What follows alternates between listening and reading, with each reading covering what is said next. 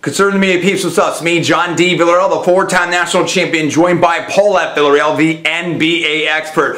Oh my goodness. Just when OKC fans may thought they were this close to returning the favor and winning on the opposing team's home court, it didn't happen. LBJ grabbed the rock and controlled it and got those last points there to seal the victory. Now, Paul, OKC was doing really great, but once again, we see Miami Heat in the fourth quarter that takes control, and now they're up 2-1 in this series, and all the LeBron haters and the Heat haters, what are you seeing now? Because the Heat are up 2-1, it's looking good for LBJ and the Three Kings and all the Heat fans all around the world, Paul. I think they're doing really well in this finals.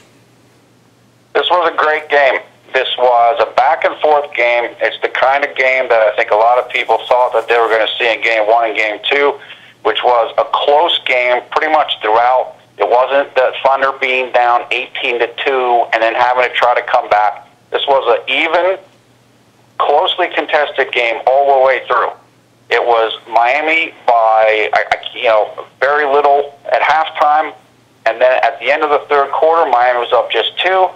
Then the Thunder started making a real run. They did some good things in that third quarter. Miami picked it up in the fourth quarter. And look, at the end of the day, the truth was that LeBron James was the best player on the court. He outplayed everybody, including Kevin Durant, including Russell Westbrook, and including Dwayne Wade, although Wade finished very strong. He wasn't so good in the first half, 5 of 15 shooting. He was better in the second half and made the plays that he needed to make and had a good all-around game.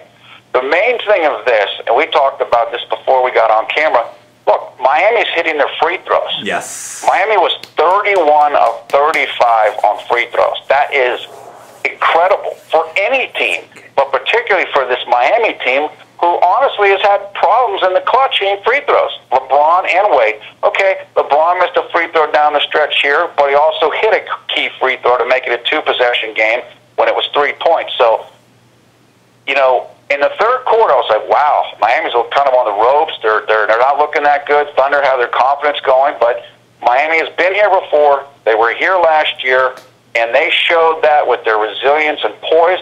The Thunder looks like a young team that's never been to the finals before, and that's what we saw tonight. And you talked about that going into this final situation, about the experience of Miami and how that could be an edge, a factor here to decide this in Miami's favor for this final series, Paul. The reason why is you can't, everybody talks, you do this and you prepare and you do that. You don't know what it's like until you're in it. And Miami was through this last year. I mean, they got so much scrutiny. They knew what this was going to be. And you can see differences in LeBron, for example. LeBron's preparation before the games. They show him he's reading books. He's calmer. He's apparently worked on behavioral modification techniques so he can be calmer when he's shooting his free throws. They know what to do to adjust to this stage, whereas Oklahoma City doesn't, just because they haven't been here before.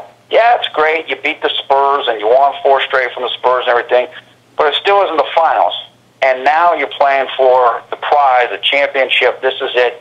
You're going against a hungry team that's younger than San Antonio and probably more talented on the top end of the roster than San Antonio. And it's a whole different thing. I mean, look, James Harden, Kevin Durant missed 2 free throws in a row tonight, I think, in the fourth quarter, and he never does that. And so it's just as you know, being a competitor, pressure can do weird things to you. And all of a sudden, Oklahoma City was 15 of 24 from the free throw line tonight. They're an 80% shooting team. They're missing free throws. So I just think that experience is starting to pay off for the Heat. They know how important it is to hit every single free throw. They're focused in.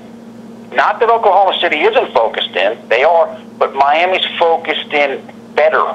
They're focused in a more usable way, whereas I think Oklahoma City, they've never been through this, and that's what's happening. Well, you talked about that, and there's no doubt about it. I mean, you know, you've been there. You've seen some of my competitions. I've always been a mentally super tough, clutch competitor, no doubt about it. It's almost like the bigger the stage, the more that I love it. And in fact, my first national championship I won being extremely, almost supremely mentally tough.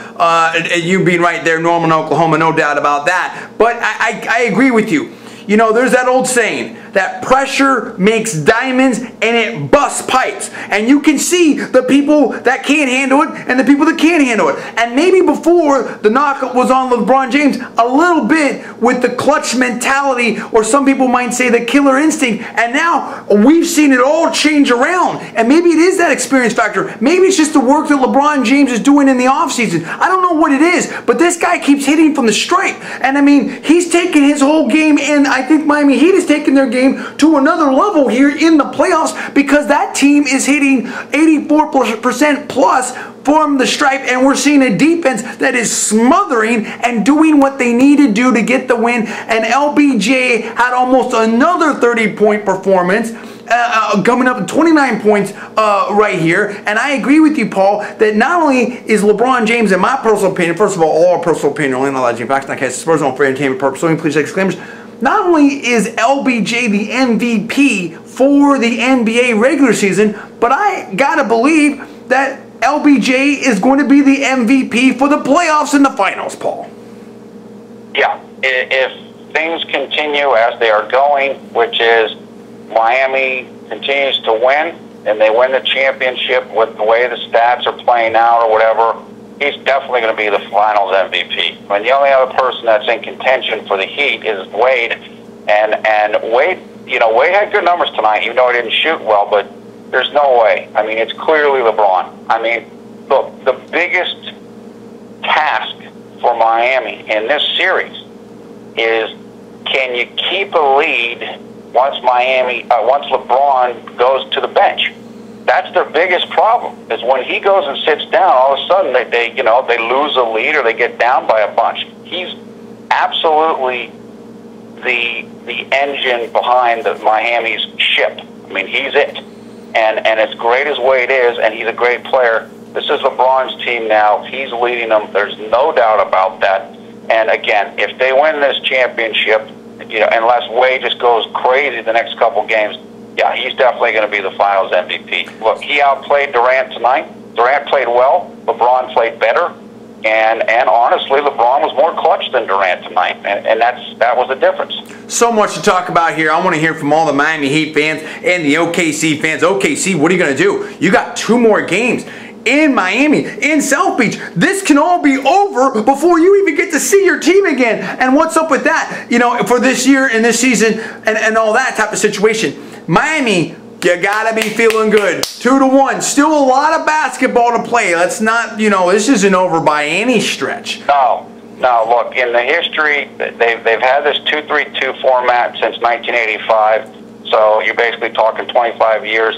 And only twice, I think, in those 25 years has the home team won all 3 games at home. So there's a very good chance that this game is going, you know, the series will go back to Oklahoma City. So Oklahoma City's, they're you know, sure, they would have liked to have won this game, but they're right in the thick of it. They're totally in this. Wow, there's just so much going on here. I need to hear from all the basketball fans all around the world. Weigh on this right now. Give me the comments below. Please subscribe above. I'm John D. Villarreal, the 4-time national champion. That is Paul F. Villarreal, the NBA expert. We are conservative media. Please rate this video up. Also, please post it to your social networking sites. Thanks so much for watching. We'll see you next time.